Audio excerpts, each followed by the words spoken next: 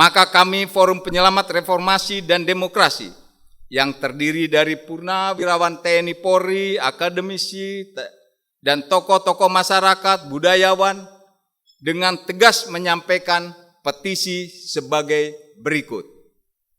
1. Bahwa untuk mencegah terjadinya perpecahan dan atau untuk menjaga keutuhan dalam berbangsa dan bernegara, serta tidak menimbulkan kerusakan yang semakin parah dalam sistem ketatanegaraan, juga menghentikan atau setidaknya menghindari penyalahgunaan kekuasaan yang berkelanjutan, kami mendesak Presiden Joko Widodo untuk secara sukarela mengundurkan diri dari jabatan Presiden Republik Indonesia.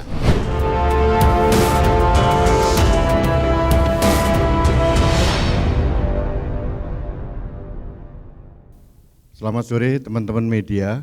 Jadi sebelum kita mulai acara ini, acara utama kita adalah pembacaan petisi dari Forum Penyelamat Reformasi dan Demokrasi.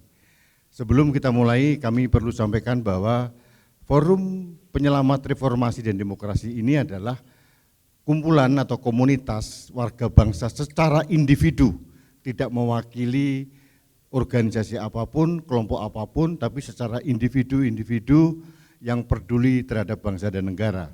Dan dari Forum Penyelamat Reformasi dan Demokrasi ini terdiri dari beberapa perwira tinggi TNI Polri, kemudian ada akademisi, ada budayawan, ada tokoh-tokoh masyarakat yang lain, tokoh-tokoh perempuan, banyak sekali. Hari ini memang tidak semua bisa hadir, seperti Mas Butet Kartarajasa juga tidak hadir karena ada di Singapura, kemudian ada beberapa yang lain juga tidak bisa hadir. Seperti Mas Rey Rangkuti mohon izin karena mendadak sakit, tapi kami meyakinkan bahwa yang hadir hari ini mewakili komunitas Forum Penyelamat Reformasi dan Demokrasi. Teman-teman media yang kami hormati, untuk menyingkat waktu, acara kita akan dimulai dengan pembacaan petisi, tapi sebelumnya ada uraian terlebih dahulu dari akademisi kita, Profesor Ikrar Nusabakti. Kami persilahkan, Prof. Ya, terima kasih Mas Rudi Eskamri. Bapak-bapak, ibu-ibu, dan saudara-saudara sekalian, Assalamualaikum warahmatullahi wabarakatuh. Saya merasa sangat terhormat ini berada di tengah-tengah dari para petinggi TNI pada masa lalu ya, yang semuanya masih memiliki komitmen mengenai perjalanan demokrasi kita ya. Dan sebetulnya acara ini juga bukan acara sendirian ya, karena kita tahu ada juga kelompok-kelompok lain yang juga sudah menyuarakan hal yang sama ya, walaupun memiliki satu persamaan yang juga kita perjuangkan bersama ya, yaitu bagaimana menyelamatkan demokrasi Indonesia ya. Dan kita juga tahu bahwa menyelamatkan demokrasi Indonesia itu tidak cukup di dalam satu langkah sendiri-sendiri semata ya, tapi memang banyak langkah-langkah yang akan diambil. Saya beri contoh misalnya teman-teman di parlemen juga sedang mempersiapkan apakah mereka bisa mengajukan hak angket ya, yang mudah-mudahan itu juga akan lolos di parlemen ya, sehingga kemudian pembahasan mengenai kecurangan-kecurangan pemilu ini itu benar-benar bisa dikupas habis ya, supaya di masa depan kecurangan-kecurangan semacam ini tidak akan terjadi lagi ya. Nah, mengapa hal yang seperti ini baru terjadi pada masa ini ya? Yang saya maksud itu juga termasuk mengapa beberapa petinggi TNI yang sudah purnawirawan ini juga memiliki satu komitmen yang tegas ya mengenai jalannya pemilu ini, karena memang kita tahu apa yang terjadi pada pemilu 2024 ini adalah very extraordinary ya, sangat-sangat luar biasa yang tidak pernah terjadi dalam perjalanan sejarah Republik Indonesia ya. khususnya yang terkait dengan pemilihan umum ya. Dan kita lihat ya, saya berkali-kali juga mengatakan di berbagai forum bahwa pemilu 2024 ini adalah yang terburuk dalam sejarah pemilu Indonesia sejak 1955 sampai detik ini ya. Kenapa demikian ya? Karena kebetulan presiden yang sedang berkuasa yaitu Bapak Joko Widodo atau Jokowi itu ternyata memiliki kepentingan pribadi yaitu menjadikan anaknya yang terbesar atau anak sulungnya Gibran Rakabuming Raka itu untuk menjadi wakil presiden Republik Indonesia. Kenapa saya langsung mengatakan wakil presiden? Karena memang setting untuk Gibran menjadi wakil presiden itu rupanya sudah dipersiapkan cukup lama ya. Paling tidak sejak tahun 2020 lah ya. Dan Anda tahu ya, Pak Jokowi juga berkali-kali mengatakan apa, tapi juga kemudian berkali-kali juga dia membatahnya ya. Saya beri contoh misalnya bahwa katanya Gibran masih terlalu muda, belum cukup umur, pengalamannya juga baru 2 tahun menjadi wali kota Solo, jadi belum punya pengalaman yang kuat ya. Demikian juga dari segi ilmu pengetahuannya juga masih membutuhkan satu tingkatan yang boleh dikatakan cukup tinggi ya untuk kemudian bisa menduduki jabatan sebagai wakil presiden. Tapi kita tahu ternyata apa yang diucapkan oleh presiden itu kemudian dianulir sendiri ya, termasuk juga katanya dia tidak akan cawe-cawe tapi kemudian cawe-cawe, katanya dia tidak ikut kampanye tapi ternyata dia juga melakukan kampanye bukan kampanye terselubung ya, tapi kampanye terbuka walaupun itu menggunakan jaket atau jas sebagai Presiden Republik Indonesia yang kemudian katanya saya nggak melakukan kampanye, juga melakukan kunjungan kerja ya. Jadi itulah yang kita rasakan dan kita lihat bersama. Paling tidak ada beberapa abuse of power atau penyalahgunaan kekuasaan yang dilakukan oleh presiden. Yang pertama itu tentunya dalam kaitannya dengan undang-undang ya, yaitu penggunaan Mahkamah Konstitusi karena kebetulan ketuanya itu adalah sang adik ipar ya, untuk kemudian melakukan rekayasa politik supaya Gibran itu sah bisa menjadi calon wakil presiden ya. Yang kedua kalau kita lihat ya, bagaimana intervensi terhadap lembaga-lembaga baik itu pemerintah maupun lembaga negara yang lain ya. Saya beri contoh misalnya bagaimana penggunaan aparat di Kementerian Agama, bagaimana penggunaan aparat di Kementerian Pertanian ya, bagaimana penggunaan aparat baik TNI ataupun Polri ya, baik itu pada masa kampanye mencabut baliho-baliho ataupun pada masa yang lain ya, yaitu baik tertutup maupun terbuka ya, mempengaruhi agar misalnya ya kepala-kepala desa itu melakukan apa yang diperintahkan oleh mereka yang ada di atasnya ya. Dan ketiga itu adalah bagaimana pelanggaran yang terkait misalnya pembagian bansos ya, baik yang dilakukan oleh presiden, baik yang dilakukan oleh para menteri, baik yang dilakukan oleh kaki tangannya di bawah ya dalam membagikan bansos dan juga BLT, bukan cuma secara tutup tapi juga terbuka. Anda bisa lihat ya bagaimana pembagian uang ya dalam alasan sebagai bantuan langsung tunai itu jumlahnya juga tak terkira, dan kemudian siapa yang melakukannya juga bukan cuma satu agen, dalam kaitannya adalah bukan cuma misalnya mereka-mereka yang menjadi ASN dan sebagainya, tapi memang terbuka. Dan ini yang satu yang seharusnya juga diketahui baik itu KPU oleh Bawaslu dan sebagainya, tapi juga tidak dilakukan tindakan apapun.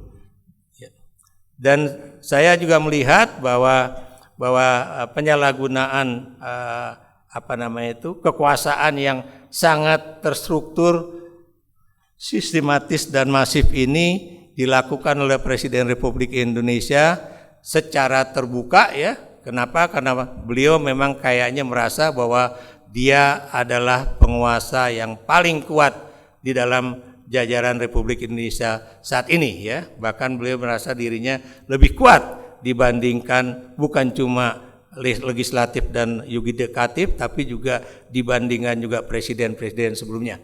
Jadi ini aja yang menjadi pengantar saya ya, dan mudah-mudahan nanti Anda bisa juga mendengarkan ya paparan dari mantan KSAU yang bisa menjelaskan apa yang akan dinyatakan di dalam petisi Forum Penyelamat Reformasi dan Demokrasi. Terima kasih Mas Rudi. Terima kasih Profesor Ikrar Nusabakti. Bapak Ibu sekalian, sekali lagi kami sampaikan bahwa Forum Penyelamat Reformasi dan Demokrasi ini tidak ada kaitan dengan pemenangan paslon siapapun dan kelompok manapun. Ini benar-benar murni secara individu, kami peduli terhadap NKRI, peduli terhadap demokrasi dan sebagainya, seperti yang disampaikan oleh Profesor Ikrar Nusabakti. Untuk itu Forum Penyelamat Reformasi dan Demokrasi ini sangat majemuk, ada budayawan, Purnawirawan TNI Polri, budayawan di sebelah saya itu Mas Kang Sobari, Dr. Muhammad Sobari, ada budayawan yang lain, Mas Roy Martin di belakang, ada beberapa guru besar, ada juga pegiat sosial, tokoh-tokoh perempuan di belakang dan sebagainya. Inilah kami orang yang peduli dengan demokrasi dan semangat reformasi. Untuk itu selanjutnya pembacaan petisi akan disampaikan oleh Marsikal TNI Purnawirawan Agus Supriyatna. Kami persilahkan. Bismillahirrahmanirrahim. Assalamualaikum warahmatullahi wabarakatuh. Pertama-tama saya ucapkan terima kasih kepada para media yang bisa hadir pada sore hari ini. Sebelum saya membacakan petisi ini, sebetulnya permasalahan-permasalahan ini sudah kita amati, kita diskusikan baik sebelum pencoblosan, pada saat pencoblosan, dan pasca pencoblosan. Sehingga banyak sekali masalah-masalah kita diskusikan, akhirnya kita membuat suatu forum ini yang tidak ada kaitannya dengan capres, cawapres siapapun. Ya, ini murni demi perjuangan reformasi dan demokrasi yang sudah berjalan ini jangan sampai luntur, apalagi sampai rusak. Untuk itu saya akan sampaikan petisi ini dan tolong betul-betul jangan dikurangi dan jangan ditambahkan. Petisi Forum Penyelamat Reformasi dan Demokrasi. Dengan mempertimbangkan secara seksama bahwa telah terjadi kecurangan yang terstruktur, sistematis, dan masif dalam penyelenggaraan pemilihan umum, khususnya pemilihan presiden tahun 2024.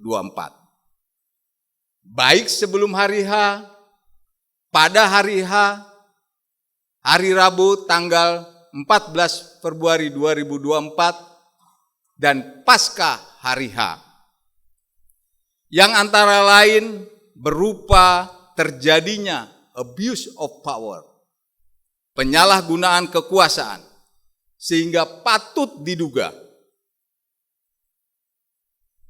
terjadi ketidaknetralan Presiden Republik Indonesia dengan melakukan intervensi terhadap Mahkamah Konstitusi, KPU, Badan Pengawas Pemilu, DKPP, bahkan melakukan pengerahan ASN, kepala desa, dan perangkat desa. Di samping itu juga terjadi intimidasi dan pengarahan pilihan rakyat yang dilakukan oleh aparat penegak hukum di berbagai daerah. Kemudian melakukan politisasi bantuan sosial dan BLT, serta penyalahgunaan fasilitas negara untuk melakukan kampanye terselubung. Dari berbagai peristiwa yang berkaitan dengan hasil perhitungan suara yang disajikan oleh KPU melalui aplikasi Sirekap dan peringatan serta anjuran dari Bawaslu dan keputusan DKPP, kami menilai telah terjadi ketidaknetralan KPU selaku penyelenggara pemilu. Dengan mempertimbangkan bahwa segala peristiwa di atas telah memicu munculnya kritikan dari para guru besar, para pakar, para tokoh bangsa, akademisi, serta gelombang demonstrasi masyarakat menolak hasil pemilu. Khususnya Pilpres 2024 yang dapat menimbulkan konflik horizontal, seperti yang sudah terjadinya benturan antara masyarakat dengan ormas tertentu. Namun kita lihat sendiri, Presiden Republik Indonesia sebagai kepala negara dan kepala pemerintahan seolah-olah membiarkan dan mengabaikan semua yang terjadi di atas tersebut.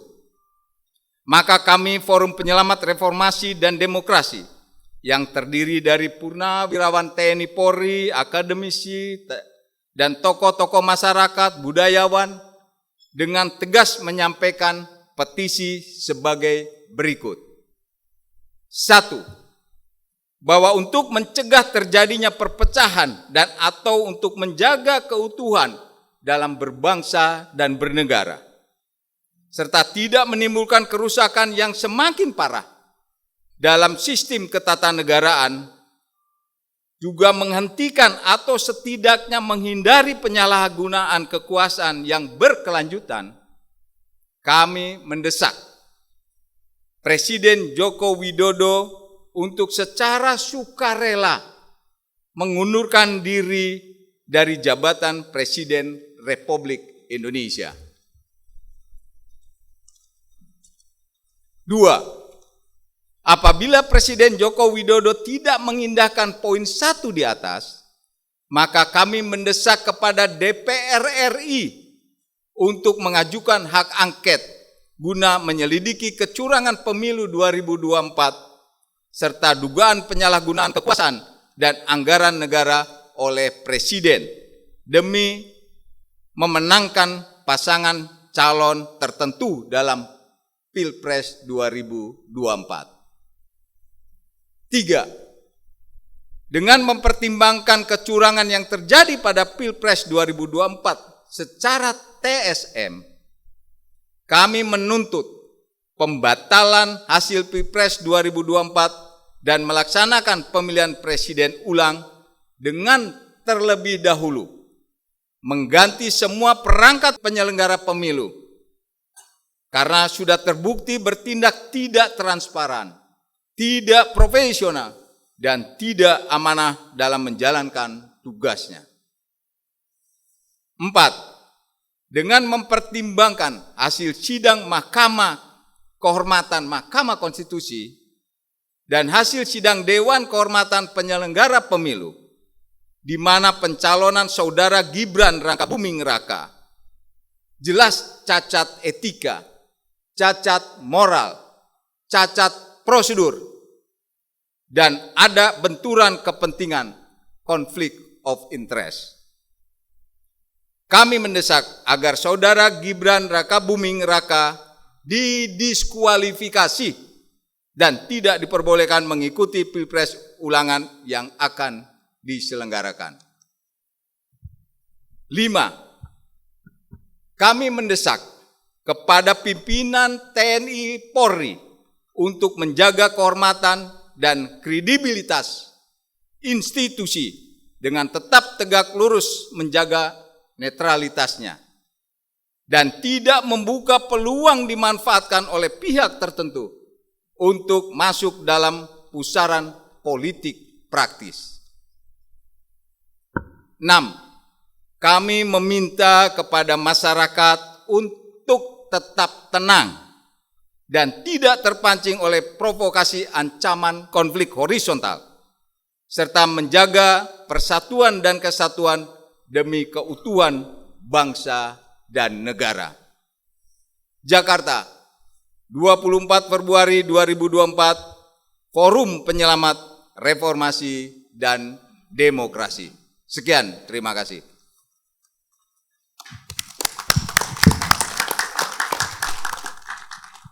Baik, terima kasih Bapak Agus Supriyatna. Untuk itu kepada media, saya beri kesempatan untuk bertanya 3 pertanyaan. Kemudian setelah itu bisa doorstop kepada siapapun tokoh-tokoh yang ada di sini untuk berbicara. Ada Kang Sobari, ada Profesor Ikrar, ada Pak Bernard Kensonda, dan beberapa tokoh yang lain. Ada Pak Agus Supriyatna juga, ada Pak Roy Martin, ada tokoh-tokoh perempuan hebat di belakang saya, dan tokoh-tokoh lainnya. Ya, terima kasih. Ya, kita tahu ya bahwa dari paslon 1 dan paslon 3 ya sedang menunggu apakah kemudian PDIP dan juga tentunya P3 itu akhirnya akan mengajukan angket ya. Dan kita tahu dalam sejarah Indonesia pengajuan hak angket itu bukan suatu yang mudah ya. Kenapa demikian? Karena biasanya itu akan ditentukan oleh ketua umum partai ya. Para ketua umum partai dari paslon nomor 1 kemarin ya itu sudah membuat suatu keputusan bersama bahwa mereka akan mendukung hak angket ya. Walaupun kita belum tahu apakah misalnya presiden akan mendekati 1, 2 atau ketiga ketua umum partai ya untuk kemudian bisa mengubah posisi mereka ya atau yang disebut dengan masuk angin itu ya.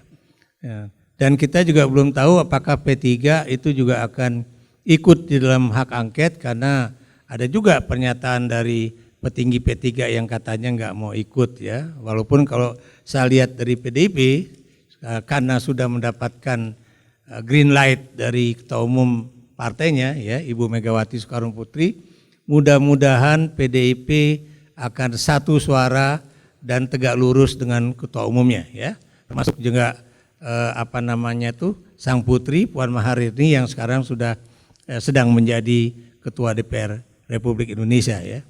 Nah, kalau pengajuan hak angket ini lolos dan ini buat saya adalah suatu peristiwa yang sangat bersejarah ya, suatu peristiwa politik yang sangat bersejarah karena pertama kali dalam sejarah Indonesia bahwa pemilu itu akhirnya dihak angketkan. Dan kalau itu lolos ya, tadi saya katakan berbagai kecurangan politik pemilu itu bisa dikupas tuntas. Baik dari sisi pemilihan umum ya, itu yang tadi sudah dikatakan oleh Pak Agus Supriyatna ya, maupun yang pada saat pelaksanaan dan juga pasca pelaksanaan. Karena terus terang ya, saya tuh kalau nonton televisi mendengarkan penjelasan, saya juga tadinya nggak ngerti kenapa kok si rekap itu dipertanyakan, dipersoalkan, karena buat saya itu cuma alat ukur aja. Ternyata kalau ngelihat dari bagaimana hitung-hitungan angkanya itu turun, itu benar-benar auzubillah min zalik ya. Saya bisa baru tahu tuh bahwa mau diputer balik kayak apa, begitu angka nomor 2 itu nggak bisa diubah-ubah, ya jatuhnya begitu juga ya.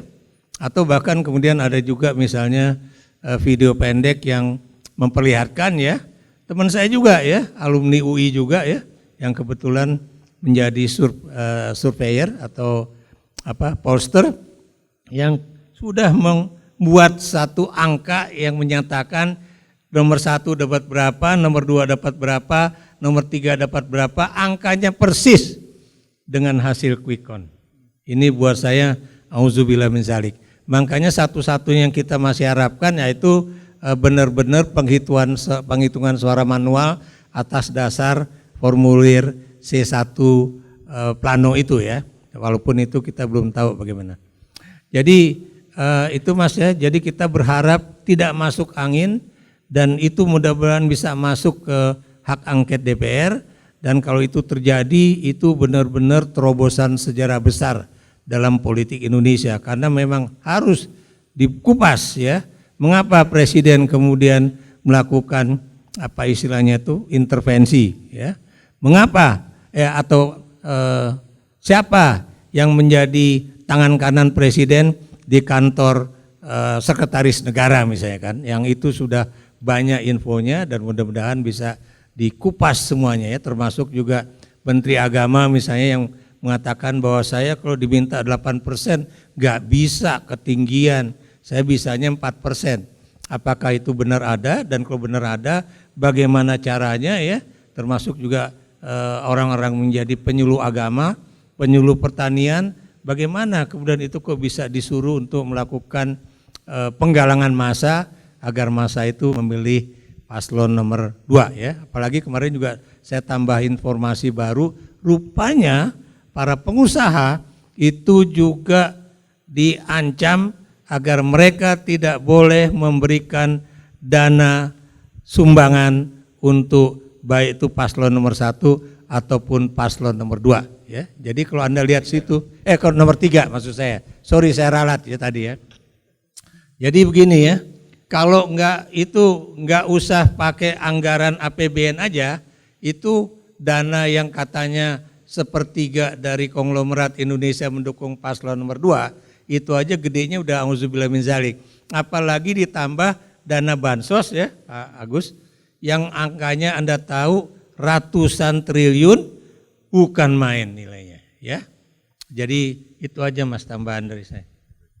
Baik, terima kasih. Sebelum ke Bapak Agus Supriyatna, ini Dr. Muhammad Sobari, Kang Sobari mau menambahkan sedikit, silakan Kang. Demo jangan atas nama paslon 1 maupun 3. Demo-demo aja, itu kepentingannya rakyat. Rakyat tidak ada hubungan secara langsung, secara organisatoris apalagi dengan paslon. Kalau rakyat demo-demo itu atas nama paslon, itu dianggap barisan sakit hati. Dan itu melemahkan posisi kita. Jadi demo perlawanan rakyat itu gambaran dari dunia keilmuan tentang perlawanan rakyat terhadap otoritarianisme pemimpin bangsa. Nah, Jokowi itu bagi kita itu mirip dengan pemimpin Tiban. Dia nggak punya sejarah. Pemimpin Tiban itu pemimpin yang tahu-tahu seperti mengerti. Tapi tahu-tahu kembali kepada aslinya dengan watak seperti yang kita saksikan. Jadi begitu, terima kasih. Terima kasih Pak Agus, silakan. Baik, kalau tambahan dari saya, jadi tadi sudah disampaikan juga masalah demo itu adalah haknya rakyat. Kalau hak angket memang kita desak, ya. Jangan sampai, mudah-mudahan ini jangan sampai para politisi ini karena untuk mengamankan diri sendiri, ya, tidak memikirkan bagaimana ini perbaikan, perjuangan reformasi, ya, para mahasiswa yang dulu itu seperti apa dan terbentuknya demokrasi kita ini, ya. Nah ini mereka demo karena akan, ya, menurunnya, ya, kualitas demokrasi kita atau mungkin rusaknya demokrasi kita, makanya mereka turun. Kita tidak ada kaitannya dengan demonstrasi. Justru kita tadi memberikan kepada rakyat untuk tenang, jangan terprovokasi terjadinya konflik horizontal. Kita mendesak sebaiknya ini dilakukan adalah hak angket. Kalau tadi sampai disampaikan oleh Pak Profesor Ikrar, jangan sampai ada yang masuk angin, ya kita ikut sedih. Berarti yang masuk angin ini tidak memikirkan masalah perjuangan reformasi. Ini pengorbanan loh, perjuangan reformasi itu. Nah itu saja yang ingin saya sampaikan. Terima kasih. Terima kasih Pak Agus Supriyatna. Pak Dewi mau nambahkan? Silakan.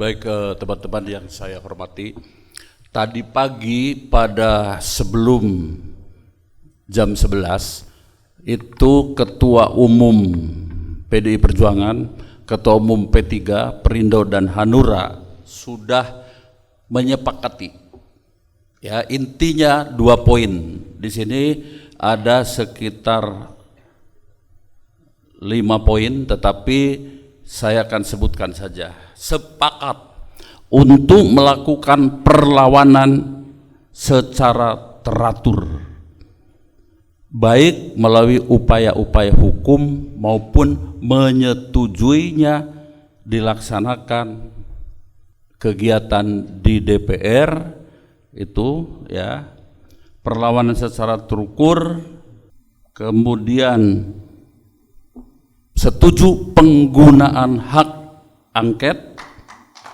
ya sebagai satu kesatuan dengan rencana gugatan hukum di MK. Jadi di DPR dilakukan ya hak angket, kemudian di MK upaya hukum dikerjakan supaya nanti selaras ya. Dan tentu arahnya Pansus akan mempermasalahkan yang disebut penyelenggaraan dan terselenggaranya Pilpres yang melanggar aturan, begitu. Kalau berbicara juga apakah Presiden harus bertanggung jawab? Yes, ya. Di samping aturan perundang-undangan, Bapak Ibu juga harus ingat, ya, TAP MPR nomor 6 tahun 2000 itu masih berlaku dan mengikat. Apa isinya? Etika berbangsa dan bernegara. Satu. Yang kedua, TAP MPR nomor 7 tahun 2000 juga masih berlaku dan mengikat. Soal apa? Soal pemberantasan KKN. Satu hal yang ingin saya simpulkan bahwa ini adalah seruan moral, gerakan moral dari para tokoh-tokoh bangsa yang sangat peduli dengan Indonesia. Kalau ada pertanyaan tentang hak rakyat berdemonstrasi, itu adalah hak demokrasi rakyat. Kita tidak bisa mencegah. Yang seharusnya kita menghimbau kepada aparat keamanan supaya mencegah benturan atau konflik horizontal. Jangan membiarkan seperti yang pernah terjadi kemarin, ada ormas yang memberikan kekerasan fisik kepada mahasiswa dan aparat keamanan membiarkan. Ini jangan sampai terjadi ke depannya seperti itu. Demonstrasi itu adalah hak rakyat, itu adalah hak demokrasi kita. Terima kasih. Wassalamualaikum warahmatullahi wabarakatuh.